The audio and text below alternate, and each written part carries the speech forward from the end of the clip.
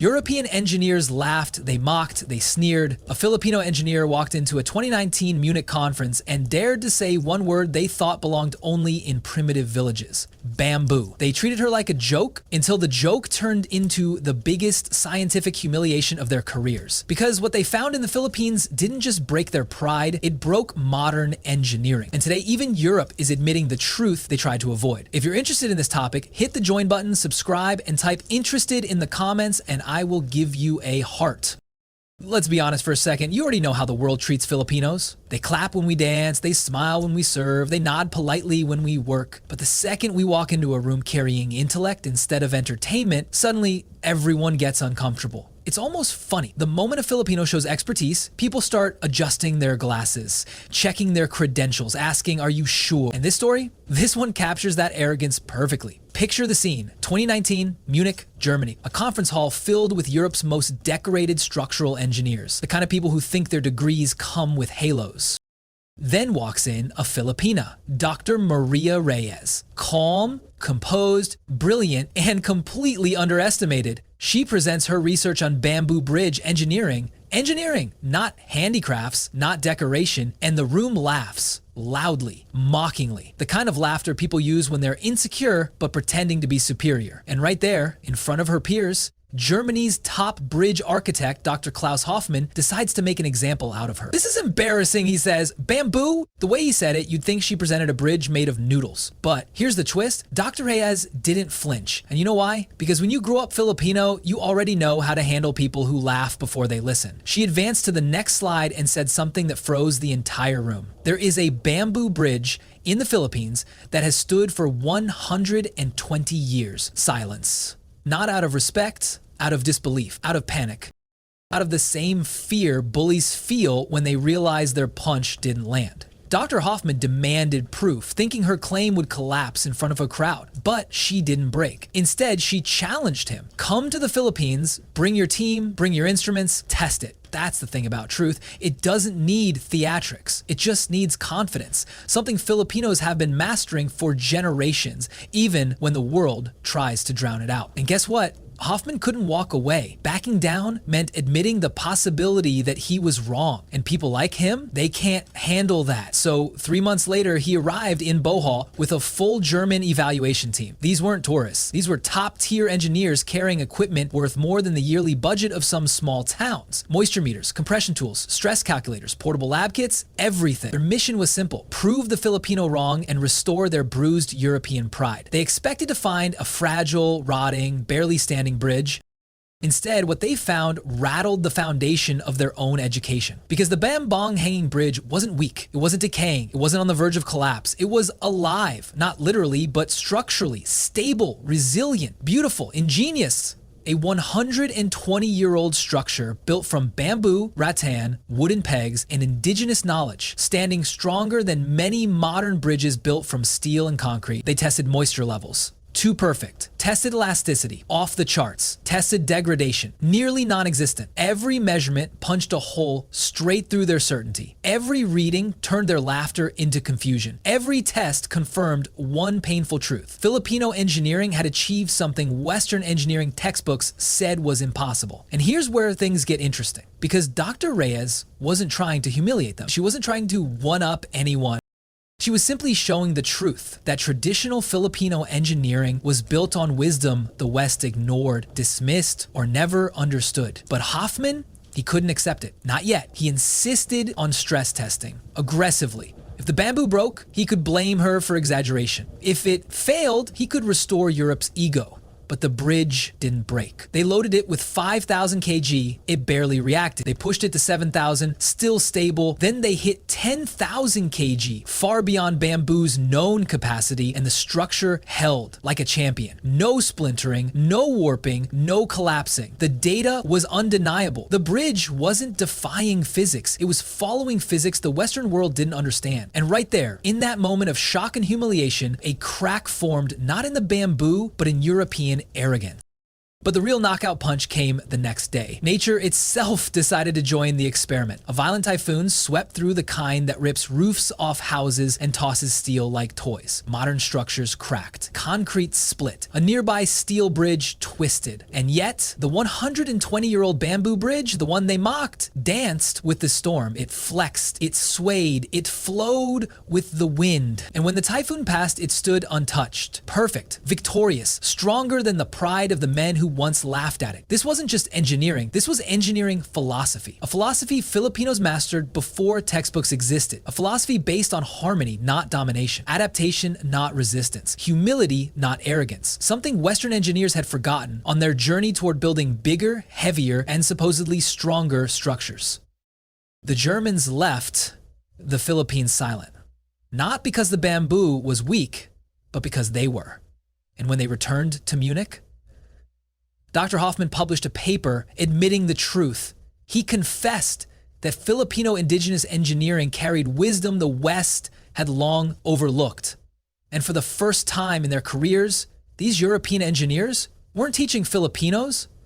Filipinos were teaching them. Before we dive into how this discovery changed global engineering and how the world suddenly began studying techniques they once mocked, do me a favor. If you're proud, shocked, or feeling that deep Filipino fire inside your chest right now, type vision in the comments. Part 2 is where the story gets even bigger, because this wasn't just a bridge. This was the moment the world realized that Filipino ingenuity wasn't a local trick. It was world-class engineering that could reshape the future.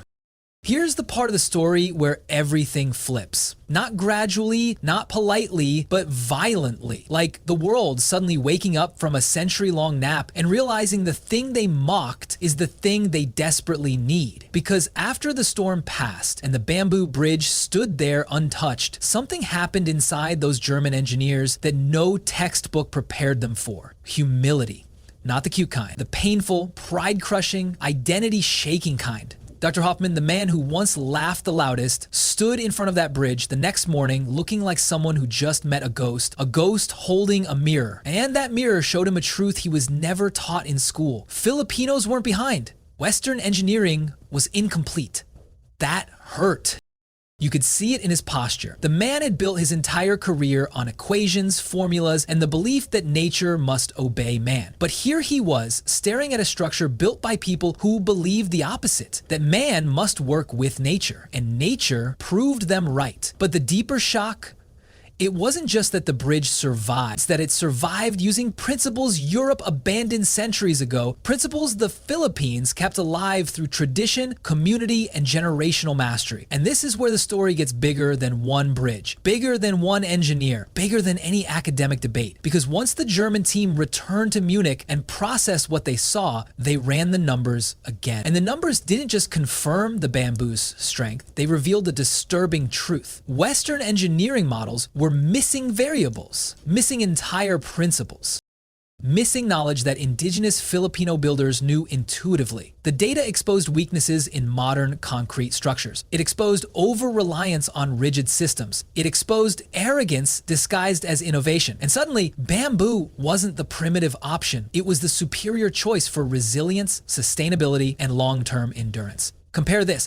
A standard modern pedestrian bridge lasts 40-50 years before requiring major reinforcement. That's in stable climates. But this bamboo bridge, made from a plant Western architects mocked, lasted 120 years through typhoons, floods, landslides, and tropical humidity. Think about that. Something the West considered weak outperformed the very materials they crowned as unbreakable. And the global engineering world, they went into crisis mode. One publication called it the bohole incident. Another dubbed it the bamboo anomaly. But here's the truth no one wanted to say out loud. Filipino engineering exposed the blind spots of an entire continent. The first shockwave hit European universities. Suddenly, professors who once mocked natural materials began holding emergency seminars on organic structural behavior. Architecture schools quietly inserted bamboo studies into sustainability courses. Engineering departments reopened old books on indigenous methods they once threw away. Students demanded explanations. How did a supposedly inferior material outperform Western systems? How did a rural Filipino bridge defeat storms that destroyed concrete? And why did Europe ignore this knowledge for over a century? The answers hurt. Because bamboo was never weak, Western egos were just too stiff to bend, just like their bridges. Meanwhile, Dr. Maria Reyes, the same Filipina who endured humiliation on stage months earlier, became the center of global attention. Instead of being ridiculed, she was now being requested by universities in France, Italy, Japan, Singapore, and Canada. Conferences that once shut her out now offered her keynote speaker slots. Her research was translated into 9 languages. Her email inbox overflowed with requests from engineering firms desperate to understand what they had missed. Irony's funny like that. The same people who laughed at her were now begging her to teach them. But the real plot twist? The world soon realized this wasn't just about bamboo. This was about Filipino knowledge Western countries ignored because they believed anything non-Western was automatically lesser. And now, the humiliation was global. Engineering think tanks published papers acknowledging historic oversight. Environmental agencies admitted bamboo could reduce carbon footprints by up to 80%. Urban planners realized bamboo structures were earthquake resistant in ways concrete never could be. Even climate scientists got involved, pointing out that the Philippines had been sitting on sustainable engineering gold for generations. But the most painful realization, Filipino engineering wasn't behind, it was ahead, quietly, consistently, efficiently, and suddenly the world wanted in. Singapore began developing bamboo-based skyscraper designs. Japan started funding cross-cultural engineering studies. South American countries began training their builders in Filipino joinery. And Europe, they swallowed their pride and followed. But here's the part I want every Filipino viewer to hear, because this is where the story hits home. The world didn't change because they suddenly became kind. The world changed because they were confronted with something they couldn't dismiss: Filipino excellence backed by undeniable results. That's what forced the apology. That's what forced the study. That's what forced the shift. Results. Evidence. Brilliance. The kind of brilliance our ancestors carried in their bare hands long before modern engineering existed. But here's the bigger question. Why did it take a 120-year-old bamboo bridge to wake them up? Why did they need scientific humiliation to acknowledge Filipino ingenuity? Why did they ignore our wisdom until it embarrassed them publicly? You already know the answer. Because the world never takes Filipinos seriously until we force them to. Until our work becomes too powerful to deny. Until our truth breaks through their superiority complex. Until our results make their pride crumble. And now they can't look away. But we're not done, because part 3 reveals the biggest twist of all. How this single Filipino victory sparked an international movement, reshaped global architecture, forced Western institutions to rewrite their textbooks, and elevated Filipino engineering onto the world stage forever. Before we continue, if you're feeling that fire in your chest, that pride mixed with rage, mixed with vindication, type RESPET in the comments. Part 3 is where everything explodes and where the Filipino legacy gets the recognition it always deserved.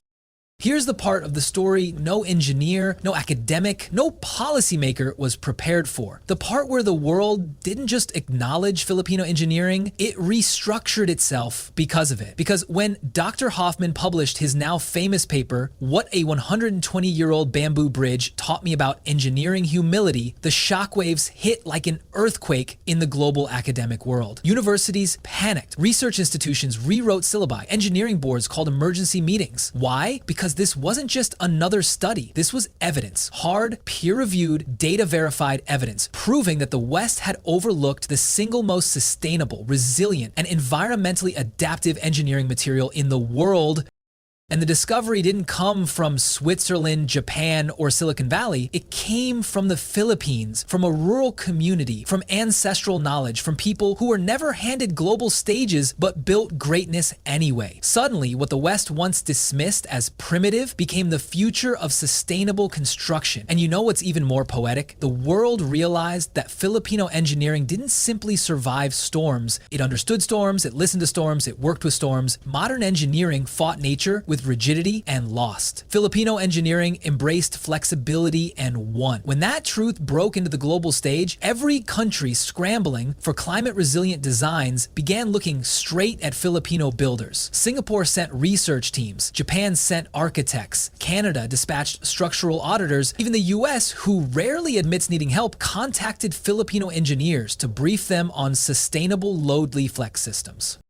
The tone shifted from mockery to admiration, from dismissal to urgency. But the biggest transformation happened in Europe, the same continent where Dr. Reyes was laughed at. And this is where the story hits a deeper level. European engineers weren't just impressed, they were humbled. The European Engineering Federation announced a new initiative called Harmony Structures, directly inspired by Filipino bamboo architecture. They acknowledged publicly that indigenous engineering carried solutions to climate change and structural resilience that Western design had failed to achieve. They admitted that their approach had become outdated, overstressed, and blind to natural principles. And in their official statement, they wrote something that sent chills through the global engineering world. We must rethink our belief that modernity equals superiority. The Philippine Bamboo Bridge proves that innovation is not always linear, sometimes it is ancestral. Imagine that. The same people who once laughed were now quoting Filipino ancestral wisdom as academic doctrine.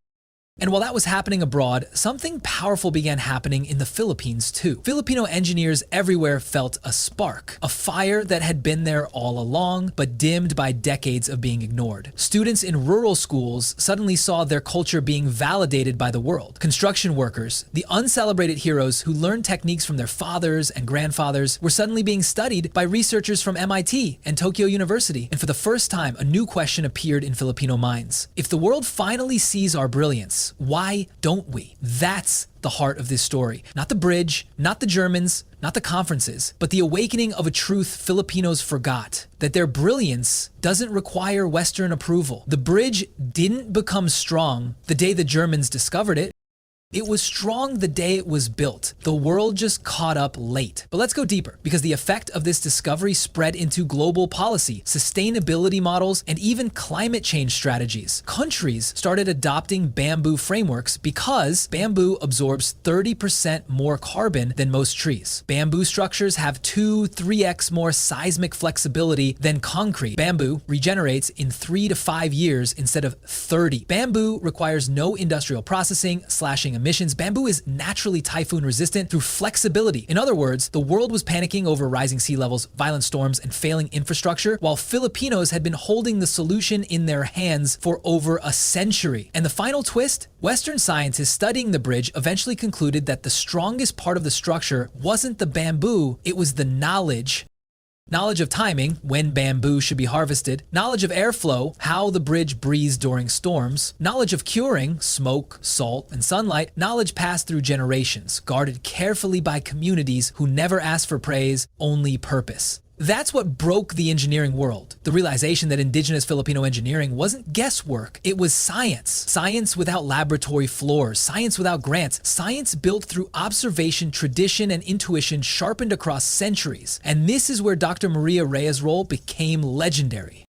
Because instead of accepting apologies quietly, she took the stage, the same stage she once stood on while being mocked, and delivered a message that shook Europe. If you want to understand the future of engineering, you must first learn to respect the past. That clip went viral globally. Engineers, architects, environmentalists, and scholars shared it across continents, and suddenly, Filipino engineering wasn't a punchline, it was a movement. A movement proving that innovation isn't owned by wealthy nations, genius isn't owned by institutions, and respect isn't owed, it must be earned. And the world finally realized Filipinos had earned it long ago. Today, bamboo-inspired structures are rising in 5 continents. European architects now collaborate with Filipino craftsmen. University textbooks include bamboo engineering.